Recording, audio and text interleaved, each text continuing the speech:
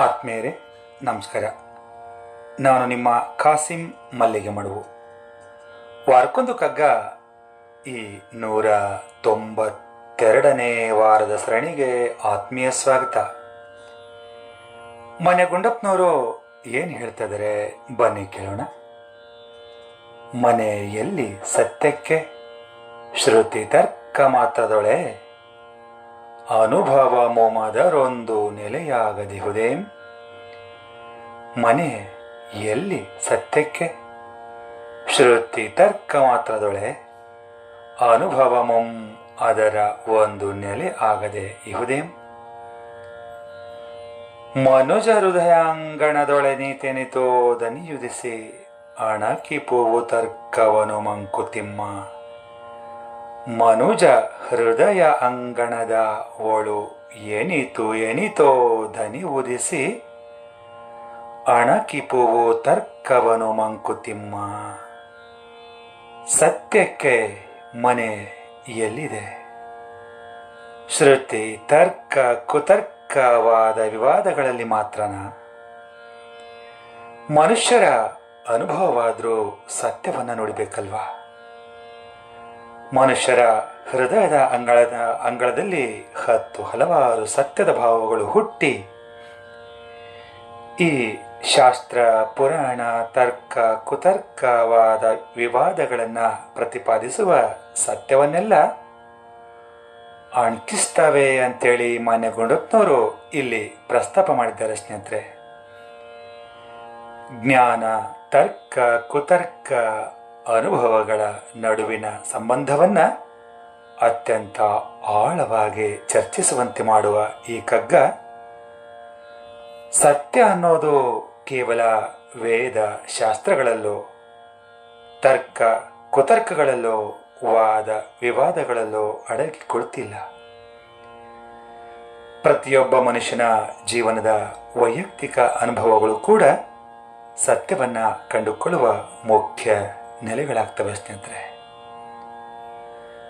ಮನುಷ್ಯನ ಮನಸ್ಸಿನ ಆಳದಲ್ಲಿ ಮೂಡುವ ಹಲವು ಪರಮ ಸತ್ಯದ ದನಿಗಳು ಕೇವಲ ಬೌದ್ಧಿಕ ತರ್ಕಗಳನ್ನು ಸುಳ್ಳು ಅಂತೇಳಿ ಸಾಬೀತುಪಡಿಸ್ತವೆ ಸ್ನೇಹಿತರೆ. ಕೇವಲ ಪುಸ್ತಕದ ಜ್ಞಾನ ಅಥವಾ ಶಾಸ್ತ್ರಗಳನ್ನು ಮಾತ್ರ ನಂಬಿ ಕೂತ್ಕೊಂಡ್ರೆ ಆಗಲ್ಲ ಅಲ್ವಾ? ನಮ್ಮ ಸ್ವಂತ ಜೀವನದ ಅನುಭವಗಳು ಭಾವನೆಗಳು ಅಂತಃಸಾಕ್ಷಿ ಹೇಳುವ ಪರಮ ಸತ್ಯವೇ ಅಂತಿಮ ಅಲ್ವೇ? ಅನುಭವಗಳಿಂದ ಕಲಿಯುವಂಥ ಪಾಠಗಳನ್ನು ಈ ಜಗತ್ತಿನ ಯಾವ ವಿಶ್ವವಿದ್ಯಾಲಯಗಳು ಕೂಡ ಹೇಳ್ಕೊಡೋದಕ್ಕೆ ಸಾಧ್ಯನ ಸ್ನೇಹಿತರೆ? ಸಾಧ್ಯವಿಲ್ಲ ಅಲ್ವೇ? ಕೇವಲ ತಾರ್ಕಿಕವಾಗಿ ನಮಗೆ ಸರಿ ಅಂತ ಅನಿಸಿದ್ರೂ ಹೃದಯಕ್ಕೆ ಅನುಭವವಾಗದ ನಮ್ಮ ಸ್ವಾನುಭವಕ್ಕೆ ಬರದ ವಿಚಾರಗಳು ಸತ್ಯವಾಗೋದಕ್ಕೆ ಸಾಧ್ಯವೇ ಇಲ್ಲ ಅಂತ ಹೇಳ್ತಾ ಈಗ ಕೇಳೋಣ ನನ್ನ ರಾಗ ಸಂಯೋಜನೆಯ ಈ ಕಗ್ಗವನ್ನು.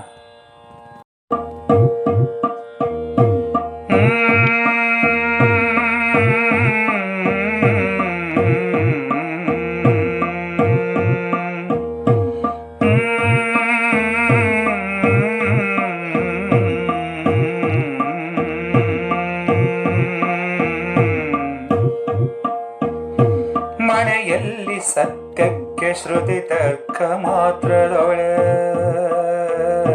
ಮನೆಯಲ್ಲಿ ಸತ್ಯಕ್ಕೆ ಶ್ರುತಿ ತರ್ಕ ಮಾತ್ರದೊಳೆ ಅನುಭವ ಮೊಮದರೊಂದು ನೆಲೆಯಾಗದಿಹುದೇ. ಅನುಭವ ಮೊಮದರೊಂದು ನೆಲೆಯಾಗದಿಹುದೇ.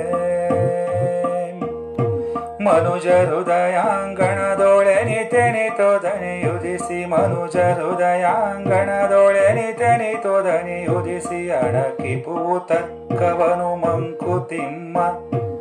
ಅಣಕಿಪುವು ತರ್ಕವನು ಮಂಕುತಿಮ್ಮ. ಅಣಕಿಪುವು ತರ್ಕವನು ಮಂಕುತಿಮ್ಮ. ಧನ್ಯವಾದಗಳು. ನಮಸ್ಕಾರ.